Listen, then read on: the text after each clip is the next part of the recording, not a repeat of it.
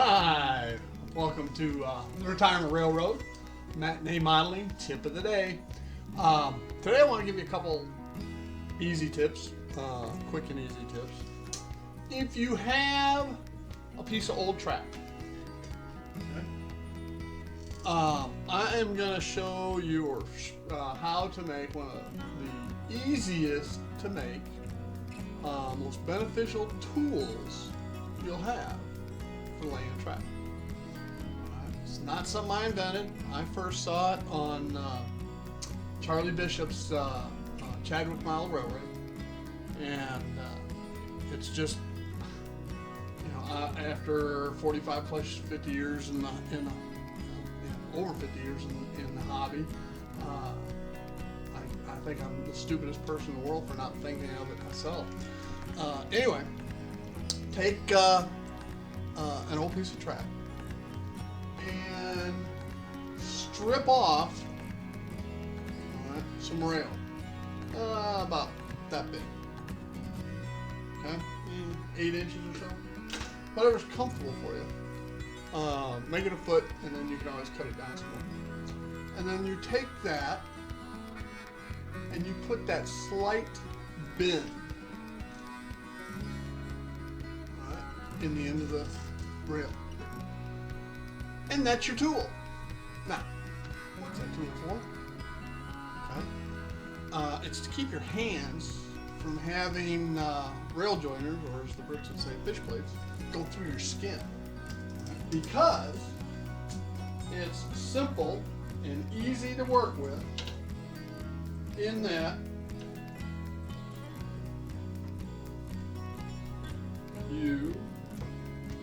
and I've already done it.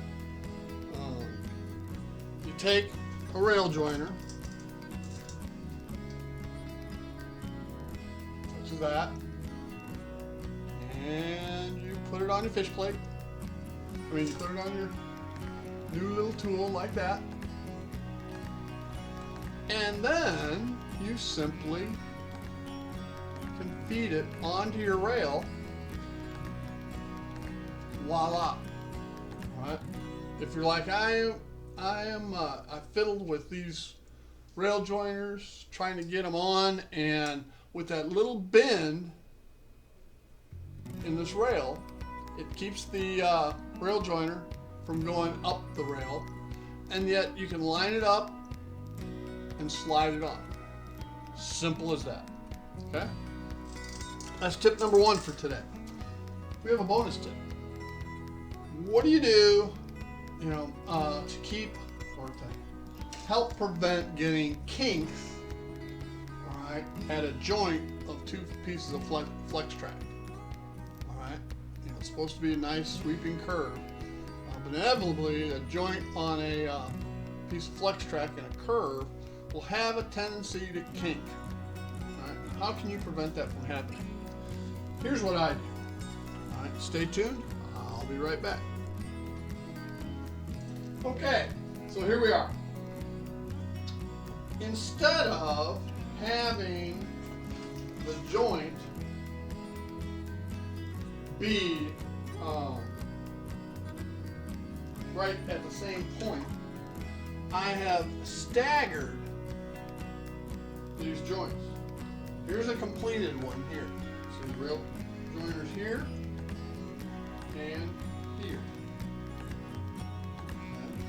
So as this piece of track gets curved, right, there's not a propensity for it to kink at the joint.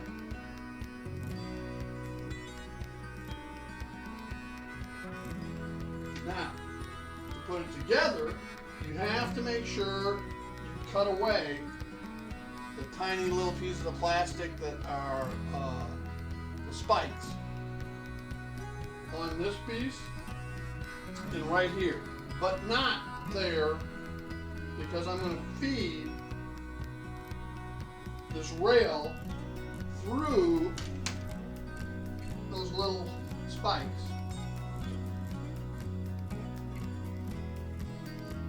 All right.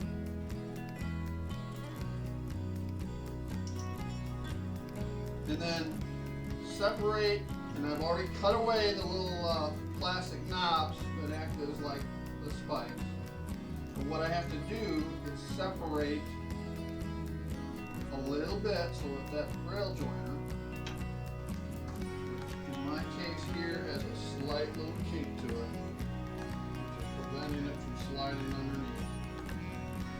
And that's okay. Move right there. Alright, so let's do it again. And it's sliding in there.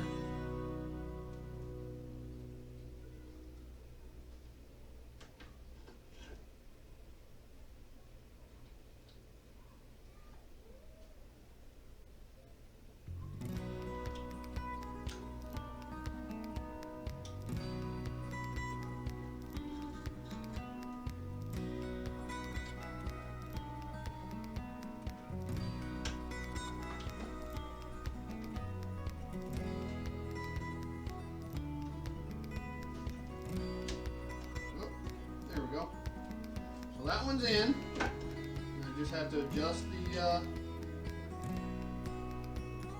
rail joiner. I actually have different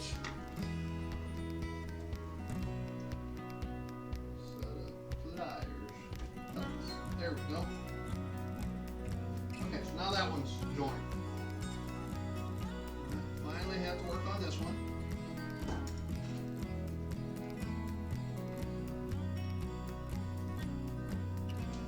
Key is that little knob of plastic under there, getting the rail up high enough to go through. Okay?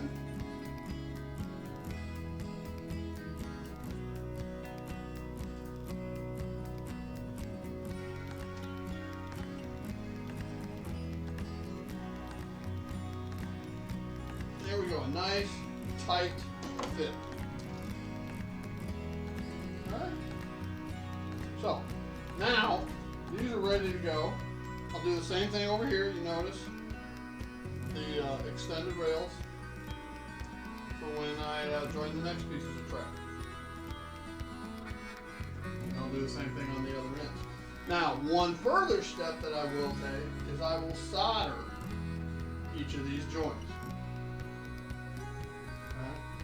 That ensures that A, they're going to stay in place, but also that the electricity, the current, flows from one piece of track into the next. Right? And you can see I already did that with this one right here. Right? Same thing on the other side.